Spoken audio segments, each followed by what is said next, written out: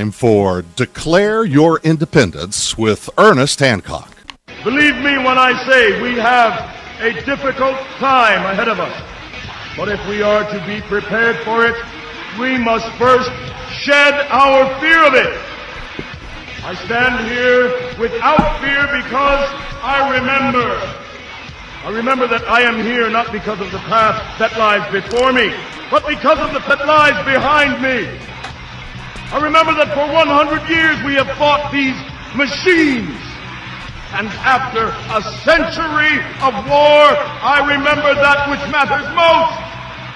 We are still here! Tonight, let us make them remember we are not afraid!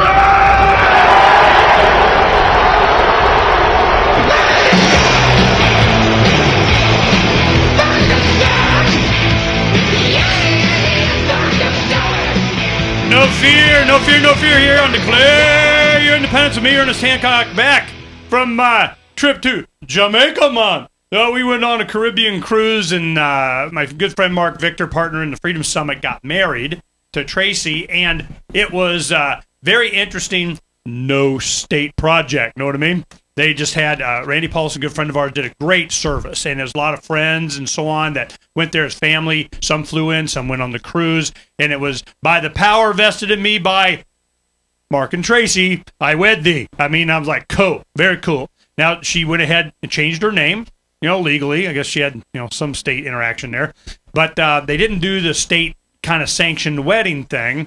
And but they went all the power attorneys, everything to where you have all the, you don't have problems with making sure you're a couple and somebody gets to go into your hospital room kind of deal. But they said, you know what, we're just not going to have the state involved in this thing.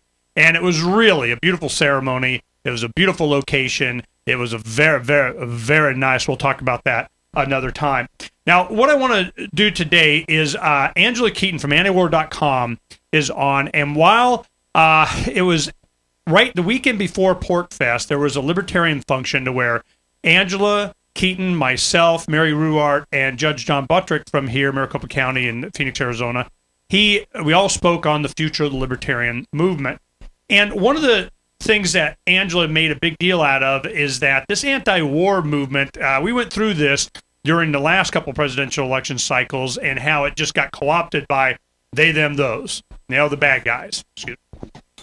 So the bad guys, what they did is they, you know, they get you all in one kind of collective, and then they do what they want, and yeah, they said, and we get to be the spokesperson and say what, and that's not how it's going to work.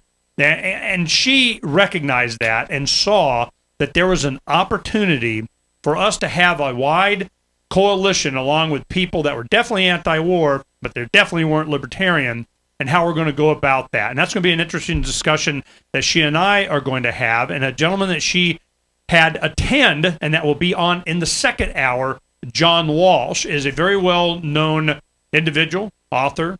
He's in a book called ComeHomeAmerica.us, and it has a compilation of a lot of other authors that wanted to make sure that the anti-war message got out there. And Angela is going to be attacking this from a little bit different perspective, and we'll talk about that. But first, in the rest of this segment, I wanted to talk with Drew Phillips and Angela Keaton, who were at this last weekend's Freedom Fest in Las Vegas.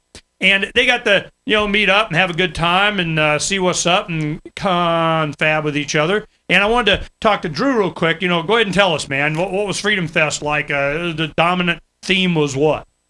What happens in Vegas stays in Vegas. But we had a good time at the conference, us libertarians and hardcore. It's a mixed bag at Freedom Fest. You got people of all stripes there, and but we all come under a common banner that we want freedom, at least most of us do.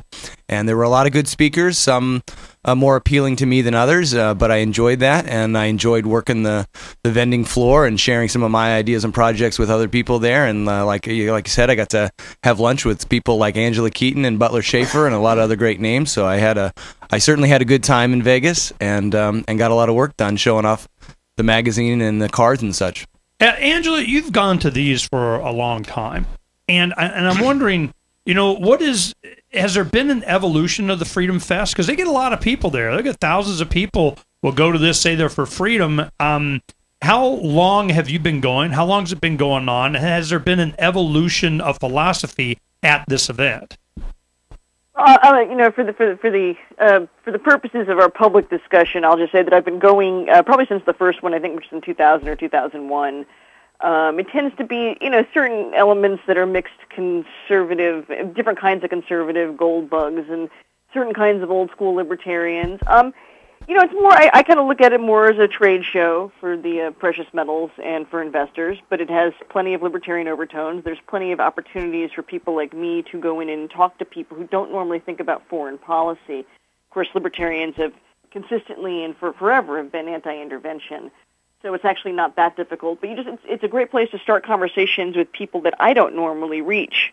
And what's really important here is for me not to create new libertarians, but for me to end the war, to do a rollback on the empire. And that's what I'm kind of keeping the focus on, and that's what I kept the focus on this weekend as I talked to people about Come Home America. And what's great about Come Home America is you can be a conservative, you can be a patriot, you can feel comfortable with being an American and understand that peace is patriotic, and the most patriotic thing we can do, and the most American thing we can do, is be a republic, not an empire. Well, this is, what's the evolution been over the last decade there? I mean, were they more Republican, neocon, becoming more libertarian? Has it, waxed and waned? Is there a dominant theme coming out now? It does wax and wane. I mean, we're probably we're kind of getting into areas, into water I don't necessarily want to tread into at the moment, but, Freedom's Fest is a worthwhile event, but it does change from year to year. Some years the makeup is much, much more conservative, and not particularly a kind of conservative that I'm necessarily comfortable with. I'm not a cultural conservative, so sometimes it can be, the event isn't always a perfect match, but that's even better, because we want to build a healthy anti-war movement. We need all kinds of people, including people who are not as libertarian as you and I are. Well, the one thing we're having in this segment that's scrolling on our video is the dime cards. And Drew went up there for that particular purpose, to expose this group to this. And it's been kind of getting a lot of notoriety since Porkfest. And, like Peter Schiff had a piece in his subscribers. We had the Mises Institute, Bob Murphy wrote something about it. And when you exposed it there, who was the people most interested? I mean, who were they? Were they young? Were they other people? Did it get any attention at all? Tell us what happened, Drew. Just mostly people that were involved with silver. Actually, a lot of younger people didn't quite get it. I think Angela liked it. I don't know, Angela, what did you think? I thought it was an amazing application. I mean, but of course, I like my hard money. So seeing something that modern and so easy, where I don't have to think very much about making change or various conversions in my head, I thought it was fantastic. I think it'll be a very successful application. Probably indispensable within a year. Indispensable. That's a good word, because I'm seeing it going to that. Because Angela, you and I have been around long enough to know that the biggest pushback on going to an alternative currency has been, well, how do you implement it? What are you going to use? How are you going to get confidence into using that versus and making change and all that kind of stuff? But they've answered all those questions, and I can see this being the future.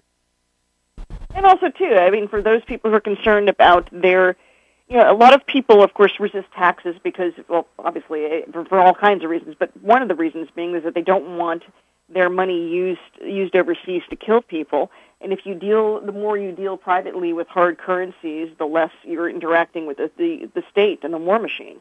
So this is really, I see it as a peace, it's peace money, really. Peace money. I like that. Peace money. Angela and I feel a new domain coming on. Angela and I will have to talk about the anti-war nickel some other time when we have more time. But it's fun banging in here for the first 15 minutes, Ernie. And I'll just say that Freedom's Phoenix was well represented, if I can use that word, at the fest, and we all that's hardcore libertarians, little L's, had a good time and had some fun. I'm glad you guys went, and I had choice of Freedom Fest or the Caribbean, and we know where I went. So the thing is that it's a good opportunity for us to get to meet with the people that need the message and influence that we have. And one of the people that really, we're all glad that she was there, is Angela Keaton from antiwar.com. Now, when we come back, we're going to go ahead and focus on the book and the coalition that Angela Keaton has been able to bring together by, well, the methods, some you agree and some may not. But I'll tell you, You know, we got to have somebody doing this anti-war thing, or we're going to constantly be at war.